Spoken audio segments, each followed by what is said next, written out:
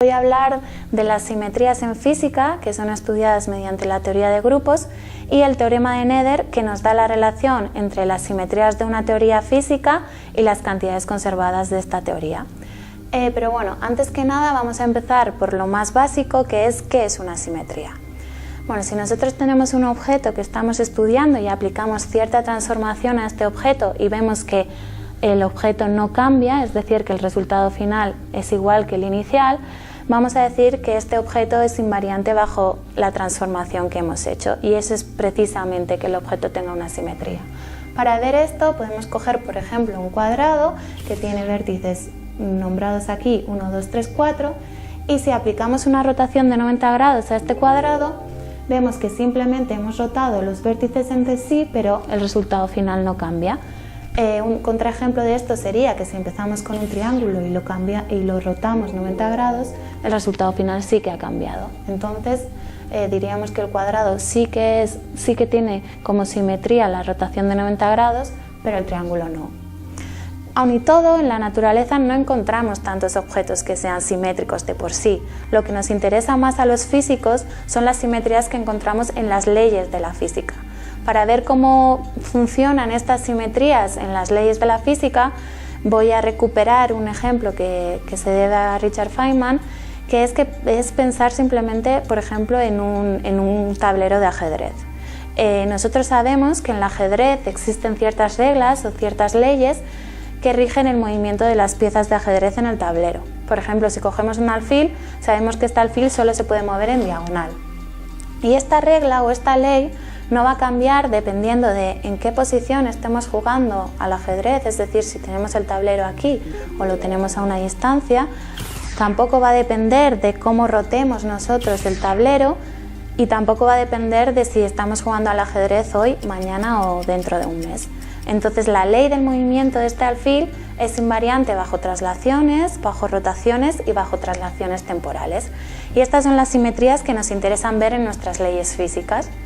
Entonces, lo que voy a hacer es, primero voy a hablar de estas simetrías continuas en las leyes de la física.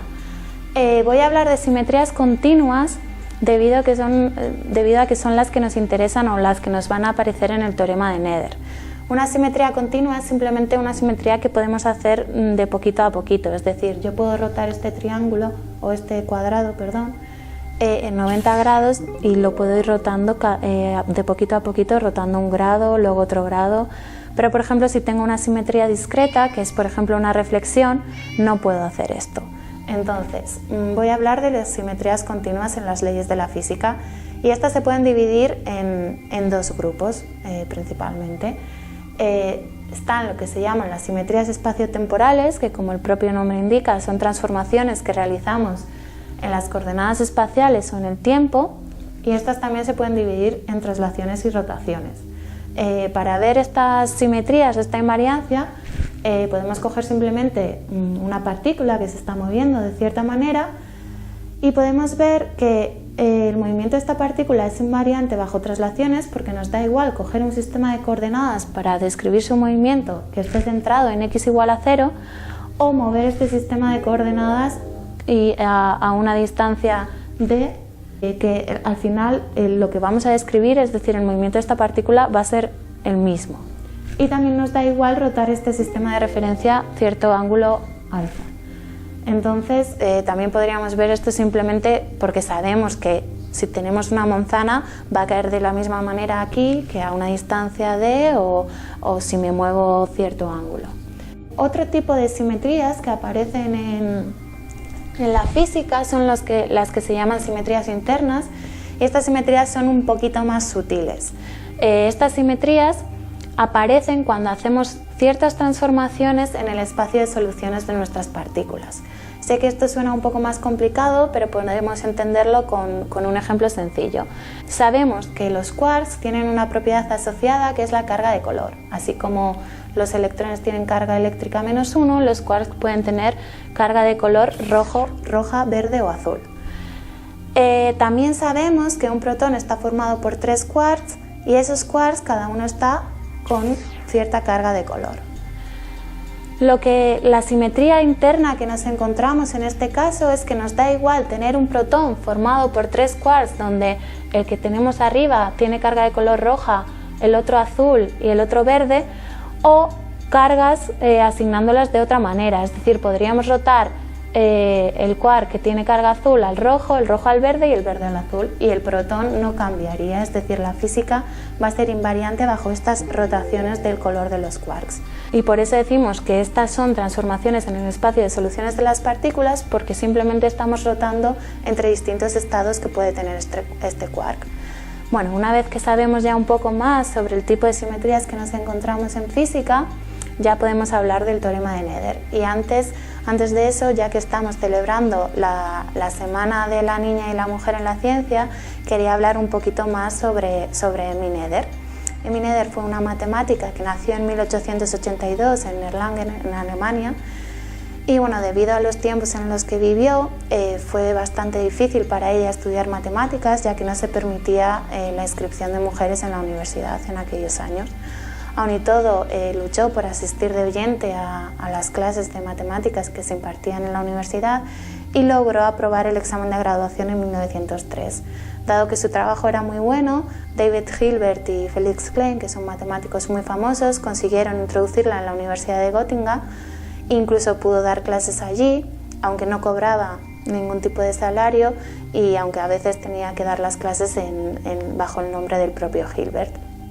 Pese a todas esas dificultades, contribuyó muy fuertemente en la teoría de anillos, en la teoría de cuerpos y en el álgebra abstracta, y también se debe a ella uno de los teoremas más bonitos y potentes de la física matemática, que es el teorema de Nether. Y este teorema nos da la relación entre las simetrías de una teoría y las cantidades conservadas en esa teoría. Y no solo nos dice que existen, sino que nos da una manera de poder calcular explícitamente cuál es la forma y cuáles son esas cantidades conservadas. Como ejemplos de la aplicación de este teorema de Nether, las traslaciones temporales, es decir, la invariancia bajo las traslaciones temporales, nos dan la conservación de la energía. Y esto se puede ver fácilmente pensando que al final nos cuesta lo mismo que la manzana caiga hoy que lo que nos va a costar que la manzana caiga dentro de un año. Y esto es algo tan potente como la ley de conservación de la energía. También las traslaciones espaciales nos dan la conservación del momento lineal y la invariancia bajo rotaciones nos da la conservación del momento angular. Y bueno, por último quería terminar respondiendo al caso particular de cuál es la simetría que nos da la conservación de la carga eléctrica. Como he dicho antes, esta simetría es un poco más complicada porque está dentro de las simetrías internas que he mencionado antes. Pero bueno, podemos pensar al final que el electrón matemáticamente está descrito por una función compleja y nos da igual tener el electrón descrito por cierta función compleja que tener el electrón descrito por la misma función compleja pero multiplicada por un número complejo de módulo 1, que es a lo que solemos llamar fases. Es decir, la física es invariante bajo estas transformaciones. Este conjunto de transformaciones, que son estas fases, que son números complejos de módulo 1, forman el grupo que llamamos U1, que es uno de los más fáciles que nos encontramos en física, y la aplicación del teorema de Nether a esta simetría U1 es lo que nos da la conservación de la carga eléctrica. Espero que con esto hayáis conocido a Emmy Nether si no la conocíais ya y que sepáis un poquito más sobre simetrías y cantidades conservadas.